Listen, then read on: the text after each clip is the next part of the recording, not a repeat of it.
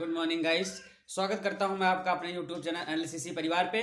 आइए हम लोग देखते हैं आज गद्य के टॉपिक को ही आगे बढ़ाएंगे, चाल और वेग। चाल और वेग। तो पहले समझते हैं चाल क्या होती है। किसी वस्तु द्वारा एकांक समय में चली गई दूरी को, किसी वस्तु द्वारा एकांक समय में चली गई दूरी को चाल कहते हैं। एकांक समय का मतलब क्या हुआ? एकांक समय का मतलब यह हुआ किसी निश्चित समय में। ठीक है, जैसे मान लीजिए यहां से यहां तक ये ए बिंदु था और ये बी बिंदु था। ये कोई कार थी, यहां से यहां तक वो गई। ठीक है, तो ये मान लीजिए 5 मिनट, इसको इस बिंदु से इस बिंदु तक पहुंचने में 5 मिनट लगा, है ना। और जो दूरी थी पूरी यहां से यहां तक की दूरी जो थी वो 10 किलोमीटर थी। ठीक है, मान लेते हैं कि 10 किलोमीटर थी। ठीक है, तो वही कहा जा रहा है एकांक समय का मतलब क्या हुआ? वही जो हमारा 5 मिनट लग रहा है और दूरी कितनी थी? 10 किलोमीटर। तो किसी वस्तु द्वारा एकांक समय में चली गई दूरी को चाल कहते हैं। ठीक है, एकांक समय में चली गई दूरी को चाल कहते हैं। एकांक समय में चली गई दूरी को चाल कहते हैं। चाल कहते हैं। ठीक है, चलिए चाल कहते हैं। फार्मूला क्या हो जाएगा आपका? चाल या स्पीड बराबर दूरी बटे समय। क्या मिल गया आपका? चाल बराबर दूरी बटे समय। कहने का मतलब जितनी दूरी हम तय कर रहे हैं और जितना हमको समय लग रहा है दोनों को हम बटे कर देंगे तो हमारा मान निकल जाएगा। तो चाल बराबर दूरी बटे समय। अब हमको अगर मात्रक निकालना हो, इसका यूनिट निकालनी हो, मात्रक निकालना हो तो कैसे निकलेगा? चलिए सबसे पहले हम देखेंगे दूरी का मात्रक। जो हमारा दूरी का मात्रक होगा बटे समय का मात्रक। किसका मात्रक? समय का मात्रक। तो दूरी का मात्रक अगर हम लोग मीटर मान लेते हैं, मीटर मान लेते हैं और समय का क्या मान लेते हैं? सेकेंड। तो आपका क्या हो जाएगा? मीटर पर सेकेंड। क्या बन जाएगा? मीटर पर सेकेंड। तो जो आपके चाल का जो मात्रक आपका मिला मीटर प्रति सेकेंड। अगर इसकी यूनिट को हम बढ़ाएं, अगर यहां पे हम कह दें किलोमीटर, अगर ये किलोमीटर हो रहा है तो सेकंड का क्या हो जाएगा? सेकंड का आपका हो जाएगा किलोमीटर प्रति घंटा। किलोमीटर क्या हो जाएगा? किलोमीटर प्रति घंटा। तो चाल का मात्रक मीटर प्रति सेकेंड भी मान सकते हैं और किलोमीटर प्रति घंटा भी मान सकते हैं। समझ पाए कि नहीं? चलिए, तो हम लोग जाने कि जो चाल होती है उसका मात्रक मीटर प्रति सेकेंड हो सकता है या फिर किलोमीटर प्रति घंटा हो सकता है। ठीक है, चीजें समझ में आई? फिर उसके बाद देखिए, अब चाल निकाल लिए हम लोग दूरी बटे समय से। अब दूसरा हम लोग देखते हैं वेग। क्या देखते हैं? वेग। ठीक, वेलोसिटी। वेलोसिटी। ठीक है, किसी वस्तु को एकांक समय में जितना विस्थापित किया जाता है उसकी जो दर होती है उसे हम कहते हैं वेग। किसी वस्तु को जितना विस्थापन होता है, जिस भी मिनिमम समय में जितना विस्थापन होता है उसकी दर को हम क्या कहते हैं? वेग कहते हैं। ठीक है, एकांक समय में इसको हम लोग बोल सकते हैं एकांक समय में, एकांक समय में हुए विस्थापन को, हुए विस्थापन को, एकांक समय में हुए विस्थापन को वेग कहते हैं। क्या कहते हैं? वेग कहते हैं। वेग कहते हैं। अब आप देखिए यहां पे हम विस्थापन ले रहे हैं। ठीक है, तो जो हमारा वेग का फार्मूला बनेगा, वेग बराबर विस्थापन बटे समय। क्या मिल रहा है? विस्थापन बटे समय। विस्थापन बटे समय। तब आप देखिए विस्थापन बटे हमको मिल गया। अब अगर हमको मात्रक निकालना हो, मात्रक निकालना हो तो विस्थापन का मात्रक क्या हो जाएगा? मीटर बटे समय का मात्रक सेकेंड। ठीक है, अर्थात मीटर प्रति सेकेंड। ठीक, अब आप देखिए जो आपके चाल का आपकी यूनिट थी, चाल की जो यूनिट थी वही आपकी वेग की भी तो यूनिट बन रही है। ठीक है, तब आपके मन में यह सवाल उठना चाहिए कि चाल और वेग में अंतर क्या है। जब दोनों की यूनिट समान है, फार्मूले समान है, तो दोनों में अंतर क्या है। तो अंतर आप ये देखिए, हम लोगों ने जब दूरी और विस्थापन देखा था तो दूरी को हम लोगों ने सदिश माना था। सदिश होती, सॉरी, दूरी जो होती है आपकी वो अदिश होती थी और विस्थापन सदिश होता था। तो अगर ये एक ही विस्थापन किसी दिशा में होगा, किसी दिशा में ही तो होगा विस्थापन, तो जो आपका विस्थापन बन रहा है वो किसी दिशा में हो रहा है और दूरी किसी भी दिशा में हो सकती है, इसलिए विस्थापन यहाँ पे सदिश हुआ, विस्थापन आपका सदिश हुआ। इसीलिए जो आपका वेग बनेगा वो भी तो सदिश होगा, होगा कि नहीं होगा, वो भी तो सदिश होगा, क्योंकि वेग बराबर विस्थापन बटे समय हुआ, इसीलिए जो वेग हमारा है ये भी तो सदिश हुआ। ऐसे ही जो हमारा चाल है, चाल हमारा अदिश हो जाएगा। कैसा हो जाएगा, अदिश हो जाएगा। क्या हो जाएगा, क्योंकि हम जानते हैं कि जो हमारा चाल है वो दूरी से बना हुआ है, और दूरी हम लोग क्या सीखे हुए हैं, दूरी हम लोग जानते हैं कि इसका परिमाण निश्चित होता है, दिशा निश्चित नहीं होती, अर्थात ये एक अदिश राशि होती है, इसलिए हम इसको बोल सकते हैं कि ये अदिश होता है। जब दूरी अदिश हुआ तो चाल भी अदिश हो गया। क्यों हो गया, क्योंकि चाल बराबर दूरी बटे समय, जो हमारा चाल है वो दूरी बटे समय से मिलकर के ही तो बन रहा है। तो अगर ये दूरी अदिश हुई तो चाल भी अदिश हो जाएगी, अगर दूरी अदिश हुई तो चाल भी अदिश हो जाएगी। चलिए, तो हम लोगों ने सीखा कि चाल और वेग क्या होते हैं। ठीक है, अब गति के अगर अगला टॉपिक हम लोग बढ़ते हैं तो अगला टॉपिक हमारा आता है त्वरण। क्या आता है, त्वरण, त्वरण आता है। ठीक है, एक्सीलरेशन, एक्सीलरेशन क्या आता है, एक्सीलरेशन। अब समझिए त्वरण क्या चीज होती है, जो वेग परिवर्तन की दर होती है। ठीक है, जो वेग परिवर्तन की दर होती है उसी को त्वरण कहा जाता है। वेग परिवर्तन की दर को त्वरण कहा जाता है। क्या कहा जाता है, वेग परिवर्तन की दर को त्वरण कहा जाता है। अब इसका मात्रक अगर हम लोग देखते हैं, पहले देख लेते हैं वेग परिवर्तन की समय दर को, समय दर को त्वरण कहते हैं। क्या कहते हैं, त्वरण कहते हैं।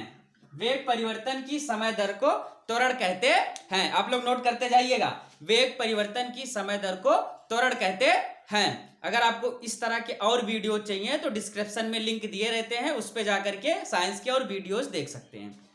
तो हम लोगों ने बात किया कि वेग परिवर्तन की जो समय दर होती है उसको हम त्वरण कहते हैं। ठीक है, अब आप इसका मात्रक देखिए क्या होता है। मात्रक क्या होता है, मात्रक क्या होता है, मात्रक आपका होता है मीटर प्रति सेकेंड स्क्वायर। क्या होता है, मीटर प्रति सेकेंड स्क्वायर। ठीक है, क्या होता है, मीटर प्रति सेकेंड स्क्वायर। ठीक है, मीटर प्रति सेकेंड स्क्वायर। इसको ए से, स्मॉल ए से प्रदर्शित करते हैं, स्मॉल ए से प्रदर्शित करते हैं। ठीक है, चलिए गति का जो अगला टॉपिक हमारा आता है वो आता है गति के समीकरण। क्या आता है, गति के समीकरण। क्या आता है भैया, गति के समीकरण, गति के समीकरण। चलिए सबसे पहले बात आती है कि गति के समीकरण कितने होते हैं। तो गति के समीकरण तीन प्रकार के होते हैं। कितने होते हैं, गति के जो समीकरण होंगे आपके वो कितने होते हैं, वो आपके होते हैं तीन, तीन होते हैं। ठीक है, तो सबसे पहले हम लोग प्रथम समीकरण की बात करेंगे। प्रथम समीकरण, प्रथम समीकरण। ठीक है, प्रथम समीकरण हम लोग देखेंगे। ठीक है, तो प्रथम समीकरण आपका क्या कहता है, पहला समीकरण आपका कहता है v is equal to u plus a t, v is equal to u plus a t, अर्थात v बराबर यू प्लस ए टी। अब हमको जानना चाहिए कि यहाँ पे v क्या होता है, u क्या होता है और a क्या होता है और t क्या होता है। तो v आप समझिए, v आपका होता है अंतिम वेग। कौन सा वेग, अंतिम वेग। ठीक है, और u आपका होता है प्रारंभिक वेग। कैसा वेग, प्रारंभिक वेग। a आपका क्या होता है, त्वरण, और t क्या होता है आपका समय। t आपका क्या होता है, समय, ठीक है। v आपका होता है अंतिम वेग, u आपका होता है प्रारंभिक वेग, a आपका होता है त्वरण और t आपका होता है समय। अर्थात अगर हमको अंतिम वेग दिया हुआ हो और अंतिम वेग दिया हुआ हो, प्रारंभिक वेग निकालना हो और त्वरण दिया हुआ हो और समय दिया हुआ, तो हम इस फार्मूले से, इस समीकरण से उसका मान निकाल लेंगे। इसमें आपको अगर t का मान निकालने के लिए कहता है और a का मान, u का मान, v का मान दिया हुआ है, तब भी हम निकाल सकते हैं, ठीक है। यह आपका प्रथम समीकरण होता है, ठीक। चलिए द्वितीय समीकरण हम लोग देखते हैं। द्वितीय समीकरण, ठीक है। द्वितीय समीकरण हम लोग देखते हैं। द्वितीय समीकरण क्या कहता है? द्वितीय समीकरण आपका दूरी पे डिपेंडेबल है, दूरी पे आधारित है, ठीक है। द्वितीय समीकरण आपका है यस बराबर UT plus half eighty square, ठीक है। क्या आपका कहता है?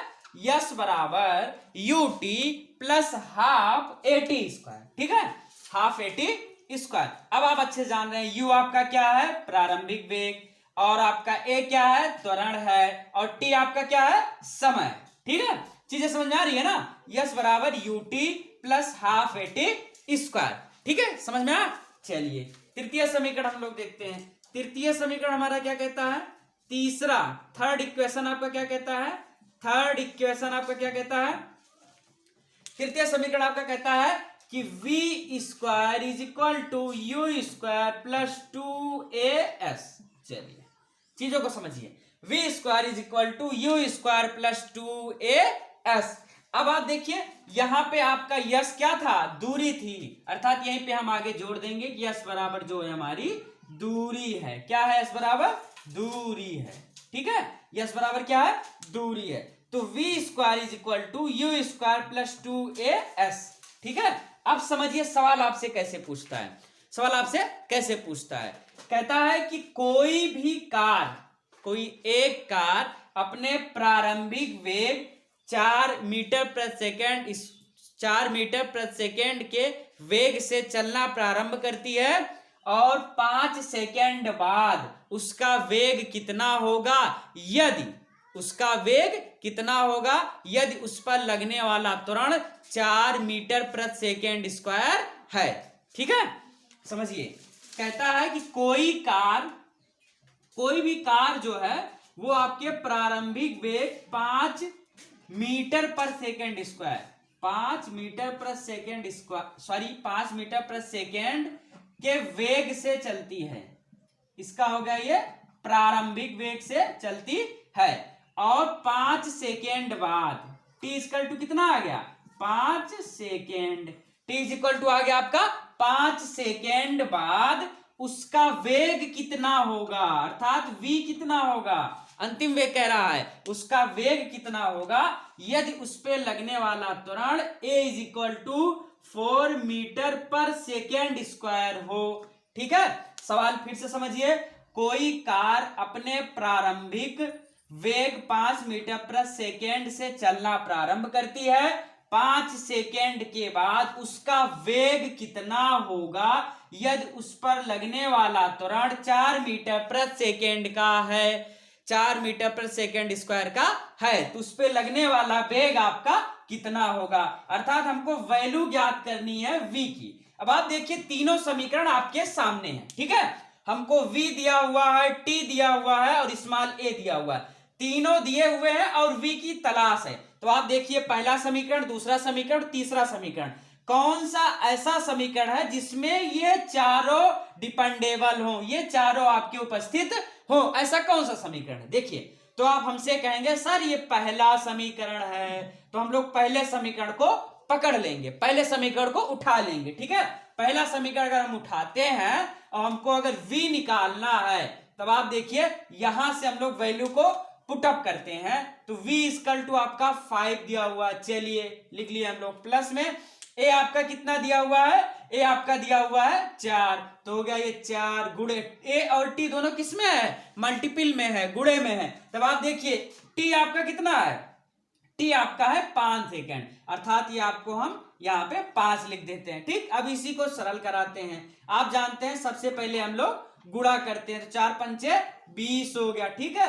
और v इज इक्वल टू फिर उसके बाद 20 और 5 मिलकर के कितना हो गया 25 क्या मीटर पर सेकेंड, मीटर पर सेकेंड। तो आपका जो अंतिम वेग निकल के आया वो 25 मीटर पर सेकेंड निकल के आया, ठीक है। जो आपका वेग निकल के आया वो 25 मीटर पर सेकेंड निकल करके आया। ऐसे ही सवाल हम लोग इस पे करते हैं। सो गाइस, अगर आपको ये वीडियो पसंद आया हो तो प्लीज लाइक करें, कमेंट करें और हमको बताएं वीडियो आपको कैसा लगा, ठीक है। और चैनल को सब्सक्राइब जरूर करें। अगर आपको और वीडियोस देखने हैं तो डिस्क्रिप्शन में लिंक दिया गया है, वहां से देख सकते हैं, ठीक है। Thank you.